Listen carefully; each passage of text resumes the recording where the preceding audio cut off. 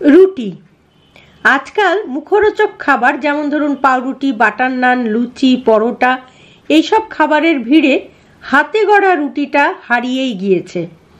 রুটি আমরা অনেকেই খেতে ভালোবাসি, আবার অনেকে ভাত ভালোবাসি। এই দোটানার মধ্যে আমরা সবসময় থাকি। ওজন বেড়ে গেলে মনে হয় রুটি খেলে ভালো হয়, কিন্তু রুটি আবার অনেকের খেতে ভালো লাগে না, তারা ভাত পছন্দ করেন। এই সমস্যার মধ্যে পড়ে আমাদের অনেক সময় রুটি খাওয়াটাই হয় না। তাছাড়া বানানোর একটা সমস্যা থাকে। এইসব নানা কারণে রুটিটা আমাদের হারিয়েই গিয়েছে জীবন থেকে। কিন্তু এই রুটির প্রচুর উপকারিতা রয়েছে। আজকের ভিডিওর বিষয়বস্তু হচ্ছে হাতে বানানো রুটি বা হাতে গড়া রুটির 6টি বিশেষ উপকারিতা বলবো। কিন্তু তার আগে বলি নমস্কার, আপনার একান্ত প্রিয় পরিবার কলকাতা ক্যানভাসে আপনাকে স্বাগত জানাই। আপনি যদি এই পরিবারের একজন এখনো না হয়ে থাকেন তাহলে প্লিজ সাবস্ক্রাইব করে নিন কলকাতা ক্যানভাস। পাশেই বেল আইকন রয়েছে, প্রেস করে অন করে নিন, তাহলে নতুন ভিডিও আপলোড হওয়ার সঙ্গে সঙ্গেই নোটিফিকেশন পৌঁছে যাবে আপনার কাছে। এবার বলি হাতে গড়া রুটি খাবার 6টি বিশেষ উপকারিতা। প্রথমেই বলে নিই রুটিতে কি কি পুষ্টিগুণ রয়েছে। রুটিতে রয়েছে ভিটামিন ই, ফাইবার ও সেলেনিয়াম, যেটা শরীরে ক্যান্সারের ঝুঁকি অনেকাংশেই কমিয়ে দেয়। রুটির দ্রবণীয় ফাইবার কোষ্ঠকাঠিন্য অর্থাৎ কনস্টিপেশন সমস্যা দূর করতে ভীষণভাবে সাহায্য করে। সেই সঙ্গে ওজন কমাতেও অত্যন্ত সহায়ক হচ্ছে হাতে গড়া রুটি। এগুলো তো আমাদের জানার উপকারিতা।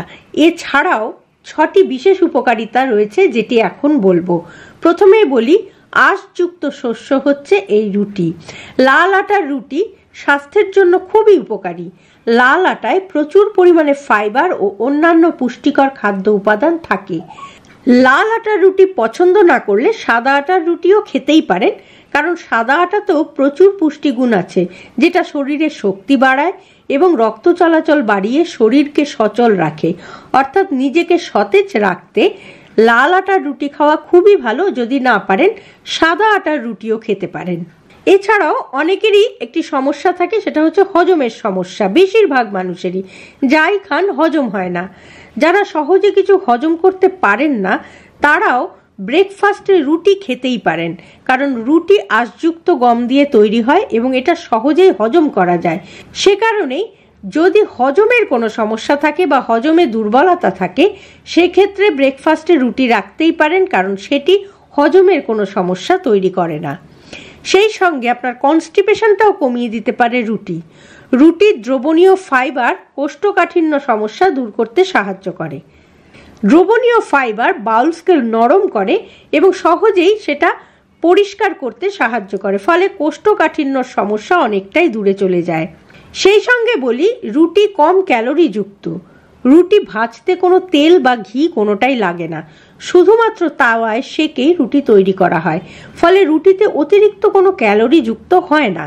যারা ওজন সমস্যায় ভুগছেন তারা পরোটার বদলে ব্রেকফাস্টে নিয়মিত রুটি খাওয়ার অভ্যেস করতেই পারেন।